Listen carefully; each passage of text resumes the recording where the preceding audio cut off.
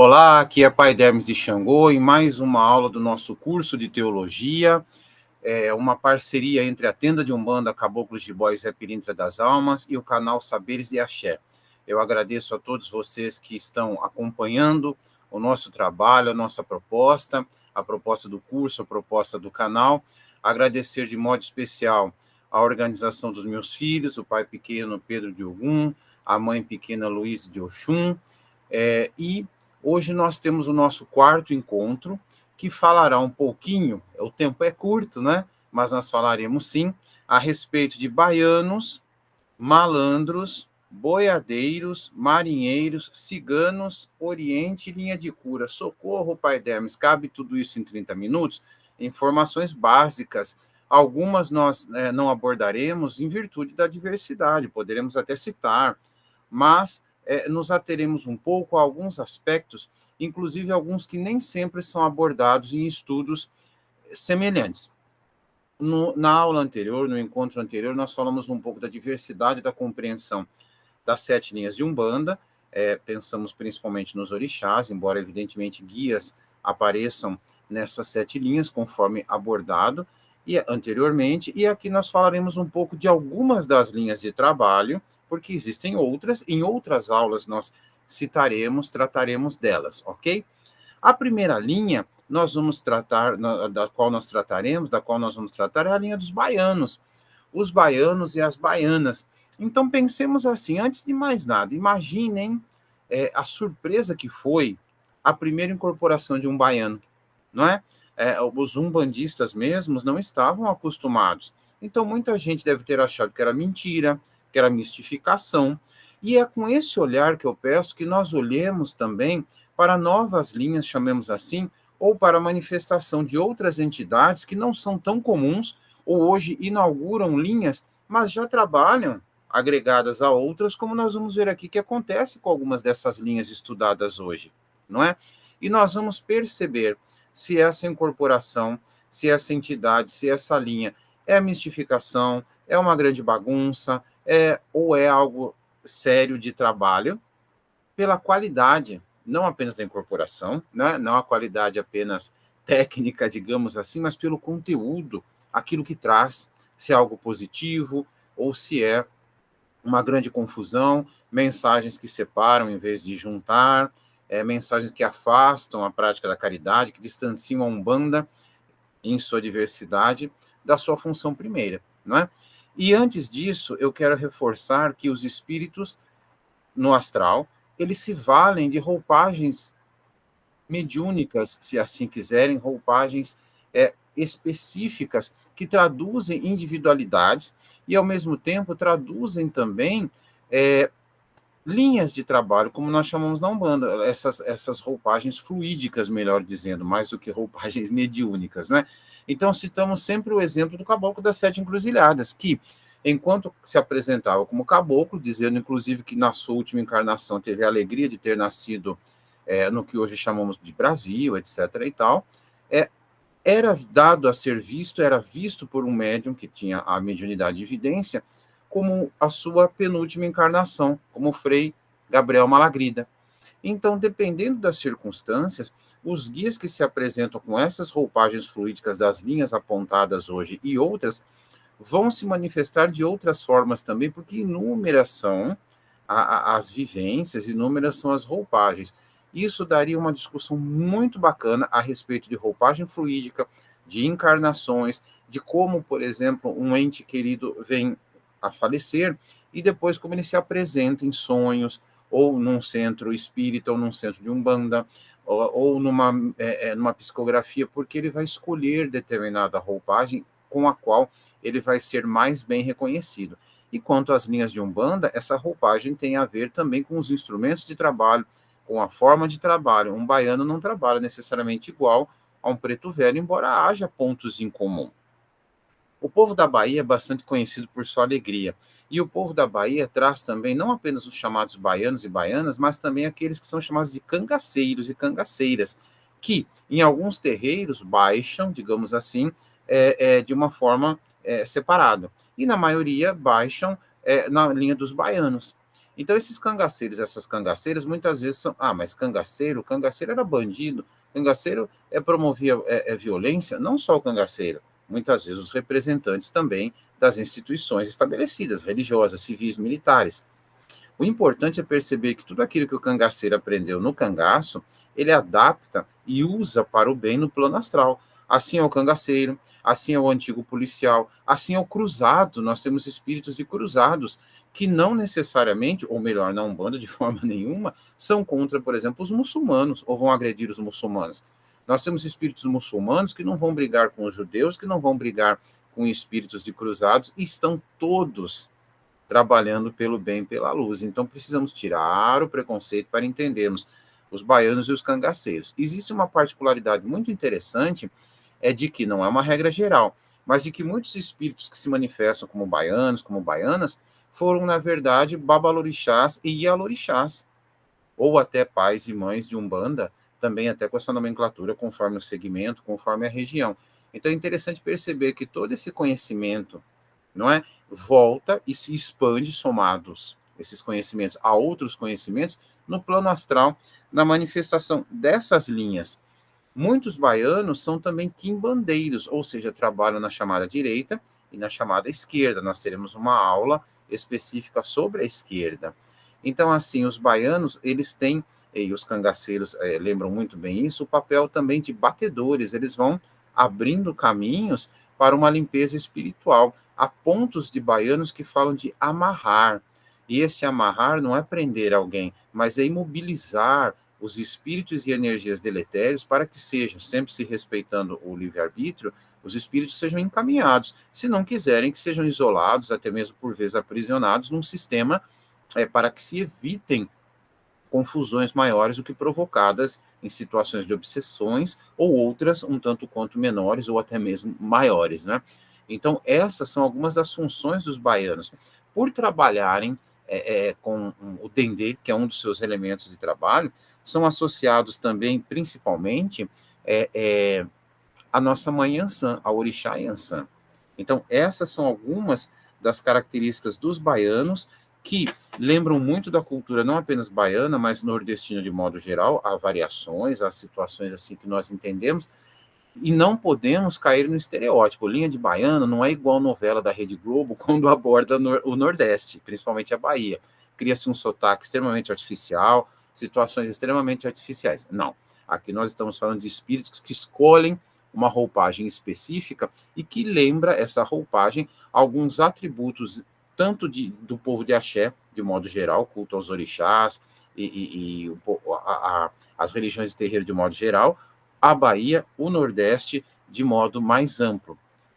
Há características específicas na bebida, que o álcool, muitas vezes associado à batida, sobretudo de coco, o tipo de fumo, às vezes, é o palheiro, mas isso não impede que se usem outras formas de cachimbo também, não necessariamente aqueles que mais conhecemos para os pretos velhos, mas, como eu disse, eu não entrarei nessas particularidades, porque, na verdade, elas estão no domínio da diversidade, há terreiros com formas diferentes. A linha dos baianos trabalha com a vela amarela, trabalha principalmente com o vermelho, porque lembra o dendê. Na nossa casa, o amarelo lembra Yansan, então, assim, os baianos. Na nossa, o vermelho, Yansan, enfim, para não entrar nessas particularidades. Baianos, como muitos são quimbandeiros e também trabalham na linha da esquerda, alguns vêm também na linha de Preto Velho. Há um ponto belíssimo. Bahia ou África, vem cá, vem nos ajudar. Este ponto é cantado, se vocês se lembrarem bem, tanto na linha da Bahia, quanto também na linha dos Pretos Velhos, e fala dessa ancestralidade afro, como a ancestralidade que mais do que nunca é extremamente presente, como tratamos ao falarmos um pouco das matrizes de Umbanda e também em outros momentos, quando falamos das linhas, das 7 linhas principais. Então, rapidamente, aqui um pouquinho sobre os nossos amados baianos, nossas amadas baianas e também o povo do cangaço, não é?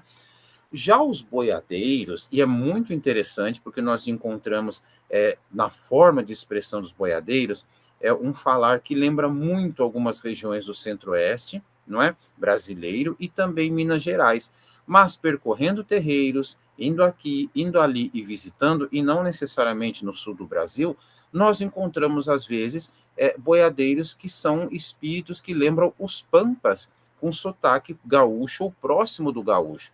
Porque muitas vezes os espíritos, eles não usam a linguagem original como nós conhecemos, mas eles recriam, principalmente, valendo-se das experiências e do aparelho físico, né? Valendo-se, portanto, do médium. Então é muito comum a gente encontrar ciganos que falam espanhol, ciganos que falam portunhol, ciganos que falam portunhol misturado com italiano e assim sucessivamente. Então nós encontraremos, sim, boiadeiros que não trarão aquele sotaque muito mais próximo do centro-oeste, muito mais próximo de Minas Gerais, e sim do sul do país. São espíritos que tangenciam espíritos, assim como faziam com o gado, pegam essa grande massa de espíritos, por vezes perdidos, e encaminham para hospitais, para aprisionamentos necessários, muitas vezes, para que se tenha uma consciência maior da espiritualidade, para escolas espirituais, enfim, são algumas das funções dos boiadeiros, com seus berrantes espirituais, não é? A contrapartida espiritual, não apenas o instrumento físico como utilizado, seus tecidos, os seus laços, o laçar não é prender, mas o laçar, assim como no caso do amarrar do baiano, é imobilizar para poder encaminhar, é como se eu tivesse alguém em surto, cuidasse da pessoa, acalmasse, abaixasse um pouco essa energia para depois poder tratá-la de forma mais efetiva. Por trabalharem, sobretudo com a cor marrom, não só, mas por isso também, muitas casas associam os boiadeiros ao nosso pai Xangô, né? Também que cultuado muitas vezes com a cor marrom, há variações, enfim, né? Não entraremos assim em tantos detalhes, tá? A saudação principal dos boiadeiros é Xetruá, ou Xetru Marramba Xetru, ou então Minaqueto Navisala, que em tradução livre pode ser salve o que tem braço ou pulso forte, lembrando bem o laçar, a sua liderança. Os boiadeiros nos trazem, assim, aqueles que convivem tanto com o amanhecer quanto com a noite, não é? Por isso que em muitas casas se bebe café, em outras se bebe e se serve o álcool, há essas variações muito grandes, mas assim, os boiadeiros passam por caminhos de dia e de noite que muitos de nós até desconhecemos, seja na Terra ou nos espirituais.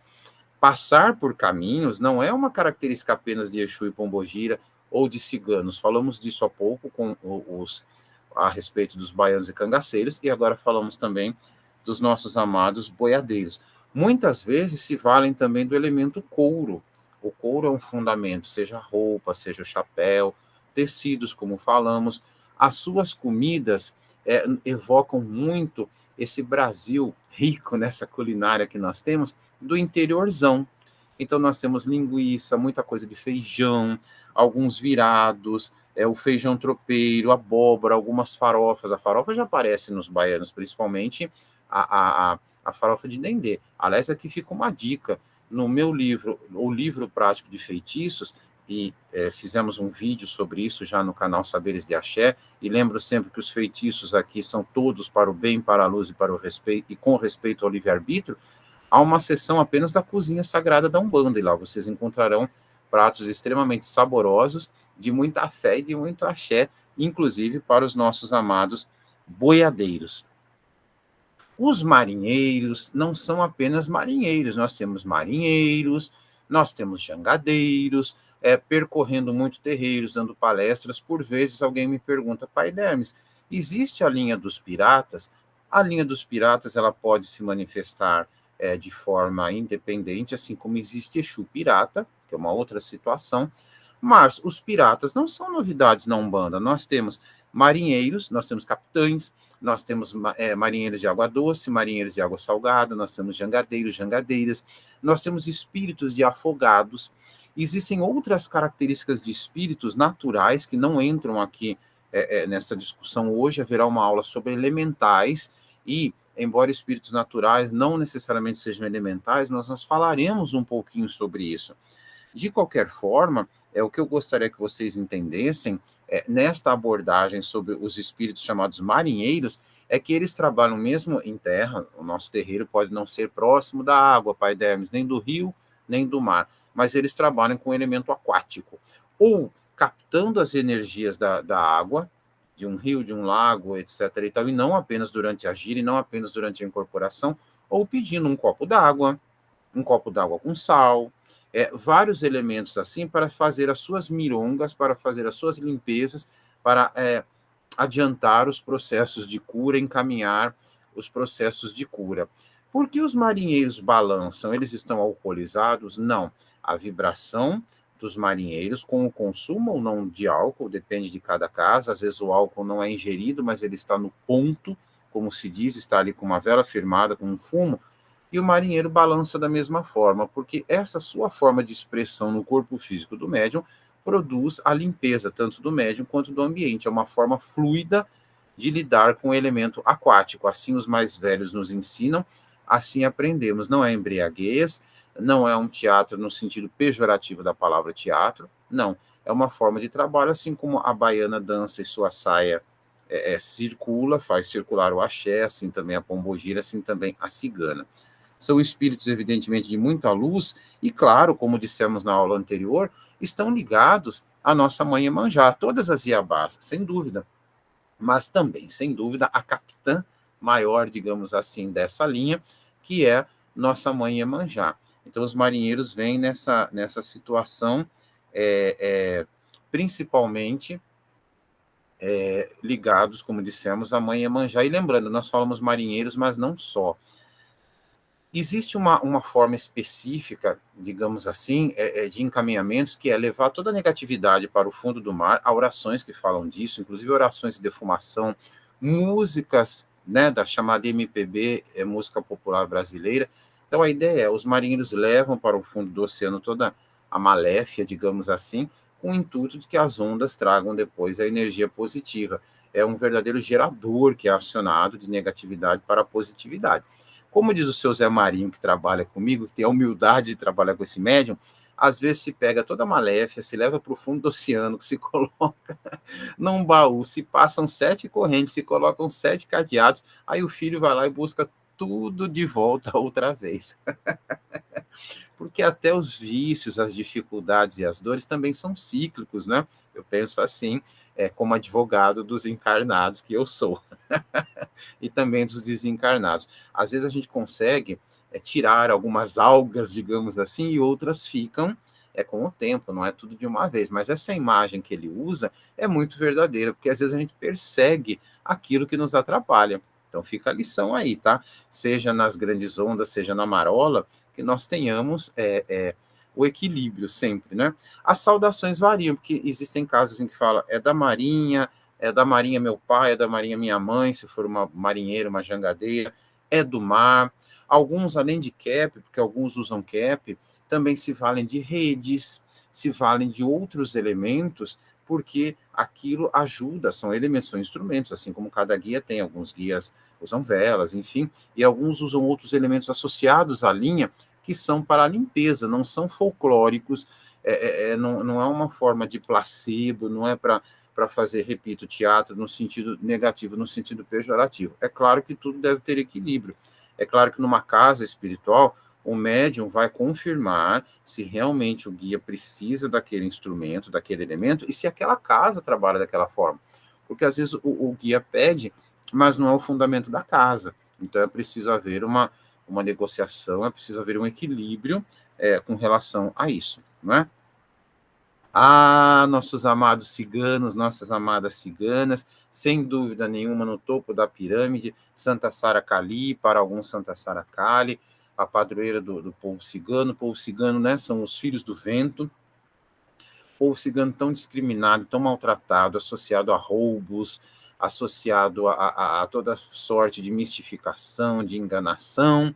Infelizmente, né, as pessoas acabam discriminando os ciganos encarnados, os povos ciganos, que são muitos povos, num só, digamos assim, os ciganos que montam acampamento, os ciganos que vão de cidade em cidade, Pai Deles, mas tem alguns que de fato ludibriam, que roubam, enfim, são indivíduos, como em todos os segmentos nós temos, né?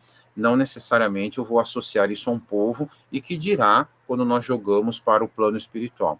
Pai Deles, mas espera um pouquinho, os ciganos, de modo geral, não são muito machistas, muito patriarcais. Então, se a mulher não gesta uma vida, se ela não engravida, ela é discriminada pela comunidade. Ué, os cangaceiros não matavam, os cruzados não matavam, os antigos, sei lá, soldados de exército, sei lá o que, não matavam. Então, nós temos que entender o que é do humano, o que é da encarnação, e entender que no plano espiritual é diferente. Eu nunca vi uma casa séria ter um cigano ou uma cigana que seja misógino, que discrimine a mulher, que ache que a mulher é um ser inferior, ou então se ela não vai gerar a vida, não vai engravidar, então ela vale menos. Alto lá, não vamos confundir as coisas. Assim como o cigano encarnado não é ladrão, o povo cigano no plano astral e espiritual também não.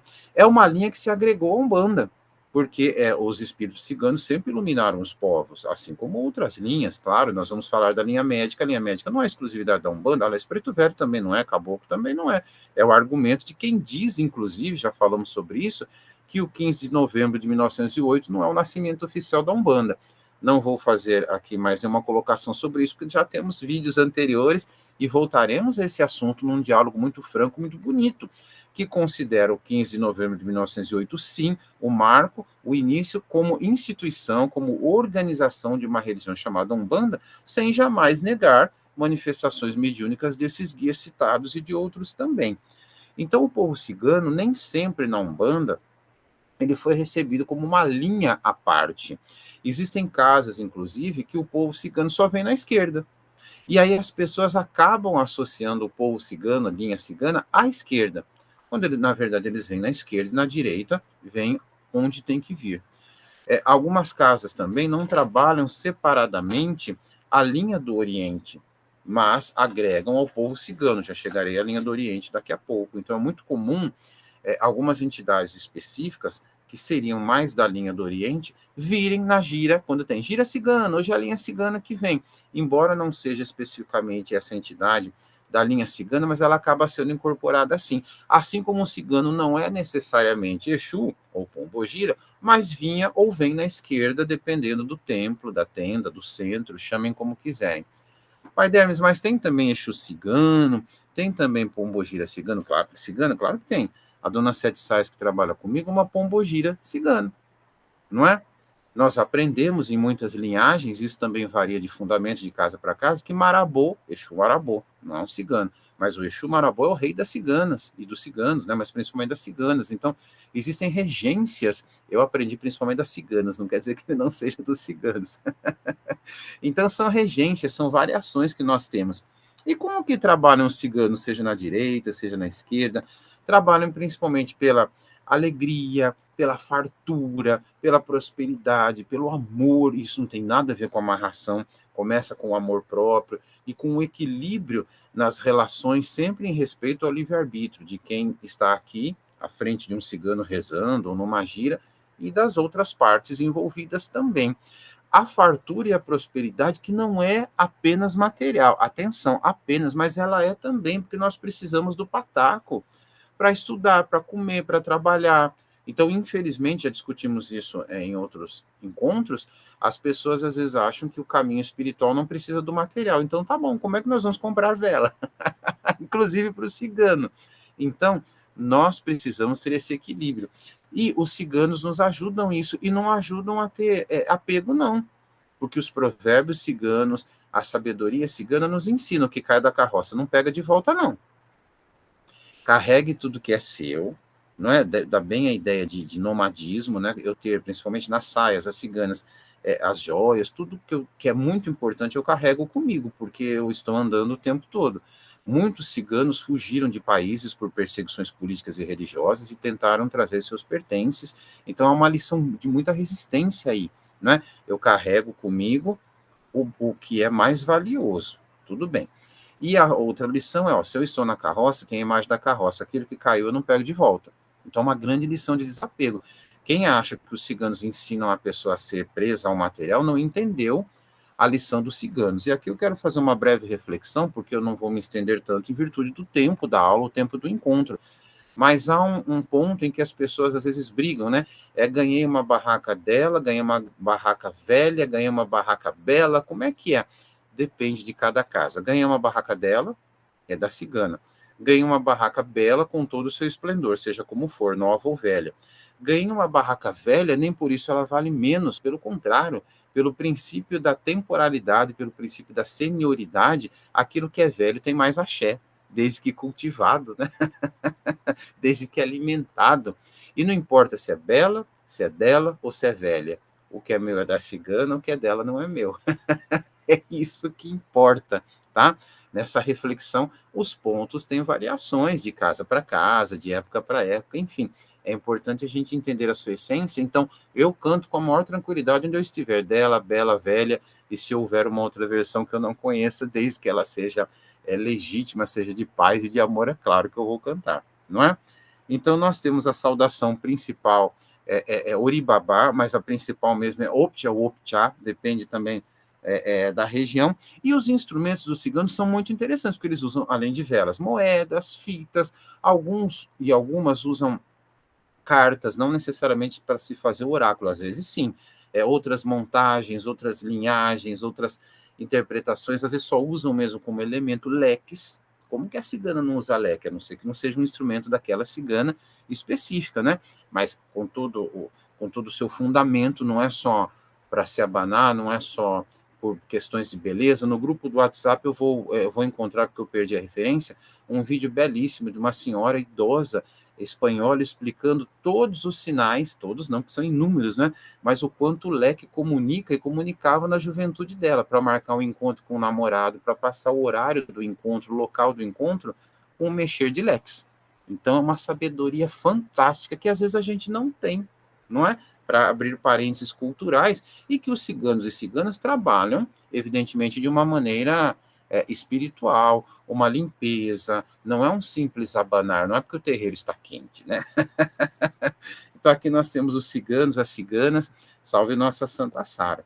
E aí eu quero falar um pouquinho dessa linha a qual eu me referi, que é a linha do Oriente. Repito que muitas vezes é confundida com a linha cigana, agregada, assim como cangaceiros e baianos, numa gira só. Às vezes vem na esquerda essas entidades que muitos não entendem, ou que não há um espaço específico num terreiro, numa casa. E linha do Oriente, ela varia muito, ela vai desde, por exemplo, o próprio povo cigano, a alguns mestres, sejam orientais ou não, e mesmo caboclos, e pretos velhos, e Exus e pombogiras. Não é o Oriente que vem na linha de Exu e pombogira que vem na esquerda, é o Exu que vem, porque ela é associada também à linha de cura, e às vezes nós temos médicos que vêm na linha de cura, então é muito fluida, mas ela tem também, evidentemente, uma identidade. Em algumas casas, em algumas vertentes, o padroeiro, vejam que interessante, dessa linha é São João Batista, sincretizado com Xangô. Aí muita gente vai estranhar, porque nós estamos acostumados, achamos que o cristianismo nasceu em Roma, né? Que o cristianismo é ocidental, e São João Batista nasceu no Oriente, como Jesus.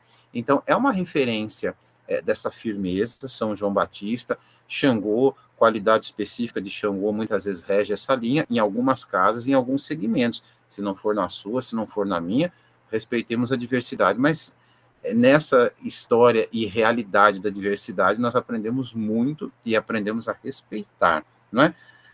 Usam roupas coloridas, metais nobres ou instrumentos específicos. Nessa linha nós temos muitas vezes magos, bruxas, assim como eu citei há pouco os piratas. Hoje, algumas casas trabalham linha dos piratas. Os piratas não são novidade na Umbanda. Magos e bruxas também não são novidade. Muitas vezes vinham na linha da esquerda ou vêm na linha do Oriente. E algumas casas têm uma gira específica, a linha específica de magos e bruxas. Mas nessa linha, assim como mestres japoneses, mestres chineses e também mestres curadores da Mesoamérica, não é, da América Central, e por vezes também caboclos fincados, não é, na cultura, na ancestralidade dita brasileira, aparecem nessa linha. E também médicos, né, médicos como o próprio Dr. Bezerra, pode vir na linha do Oriente, por que não? Nós temos aqui também o culto, muitas vezes, aos mestres ascensionados. Então, é uma variação muito grande que eu abordo a partir de listas preparadas por outros autores, alguns toques pessoais também, em alguns dos meus livros, tá? linha do Oriente. Repito, uma linha tão vasta que já trazia entidades que hoje se apresentam em linhas distintas, como também de magos e bruxos e bruxas, né? Ok?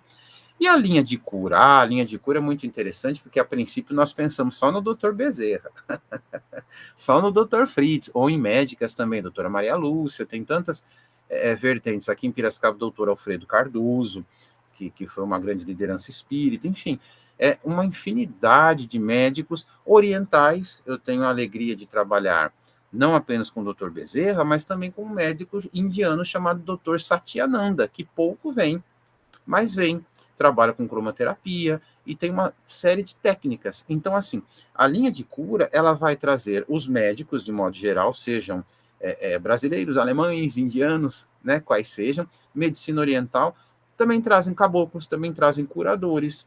Eu conheço médiums que trabalham assim. Na linha do caboclo, às vezes, é um caboclo específico.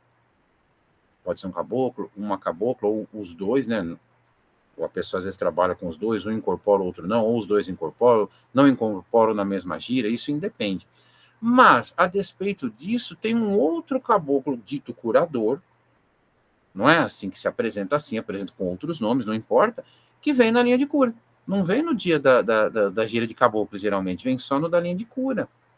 Então, aqui também os mestres ascensionados, muitas vezes, na linha de cura, muitas vezes se usa também o reiki, se usam outras técnicas, como a cromoterapia. Eu anotei aqui tantas situações, nós temos as cirurgias espirituais, a distância ou presencial, com ou sem incisão, tem várias técnicas, aqui eu não vou me aprofundar em virtude do tempo, para não esgotar.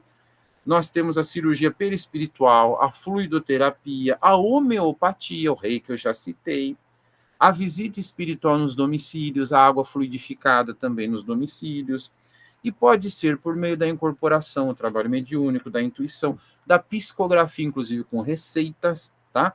E não de uma forma que peça para a pessoa não ir ao médico da terra, ao homem de branco, a terminologia varia muito. Todo tratamento espiritual é complementar ao tratamento médico terreno, e o médico espiritual não vai pedir para você não ir. O que ele pode pedir, às vezes, é que você busque uma segunda opinião, se for um tratamento muito agressivo, ou se estiver errado. Mas, assim, existe uma responsabilidade muito grande, e deve existir, né, no médico da terra, mas também no médico espiritual. Esse eu não tenho dúvida mesmo. O médico da terra, às vezes, né, dependendo do médico, por isso que a gente precisa de uma segunda opinião, ou terceira, ou rever um tratamento, tá? As equipes espirituais, além dos médicos espirituais, trabalham na linha de cura, claro. Como? Por meio do apoio, por meio de cirurgias, da oração, do passe. Olha a firmeza dos médiuns em serviço aqui, não é? Se eu tenho 2 ou 3 médicos trabalhando, incorporados ou não, os demais não devem ficar conversando numa gira, no atendimento, tem que firmar. Se não estão cantando pontos, estão fazendo orações, estão em silêncio. Esse é o trabalho do médium. Seja o que for, eu sempre estou em trabalho naquele momento, não é específico, tá? A proteção espiritual. Agora, quais os tipos de males que nós temos? Aqui eu vou fazer um resumo, há também tabelas, especificações maiores, mas vamos nos lembrar do que foi discutido em aulas anteriores. Se a Umbanda é uma religião que aborda as questões todas sob o ponto de vista do holismo, o ponto de vista holístico, corpo, mente e espírito, eu tenho males que são físicos, mas entendamos, eles não são apenas físicos, mesmo que seja uma topada e tenha machucado o dedão do pé, mesmo que seja um dente cariado, mesmo que eu tenha nascido com algo, seja um marcador genético, uma doença específica, a Umbanda sempre procurará, e a linha de cura, então, nem se diga, né, a Umbanda sempre trabalhará o corpo, a mente e o espírito, para que o tratamento, ele seja holístico também, para que não seja tratada apenas a questão física, por exemplo, mas também o emocional e também o espiritual. Então, aqui neste encontro de hoje, bastante breve, eu gostaria que durasse mais, mas nós precisamos nos ater a situações, né, para fazermos um bom trabalho. Nós tratamos de linhas diversas, tá? Baianos, cangaceiros, malandros, boiadeiros, marinheiros, ciganos, linha do Oriente e linha de cura. No grupo do WhatsApp, que é aberto a todos, haverá materiais complementares. Aqui nos comentários você pode fazer suas dúvidas, seus comentários, claro, suas discordâncias, suas concordâncias, e, à medida do possível, com tempo e com calma, responderemos, ok? Agradeço a você que está nos acompanhando, acompanhe também as outras aulas e os outros vídeos do nosso canal. Abraço, gratidão e axé.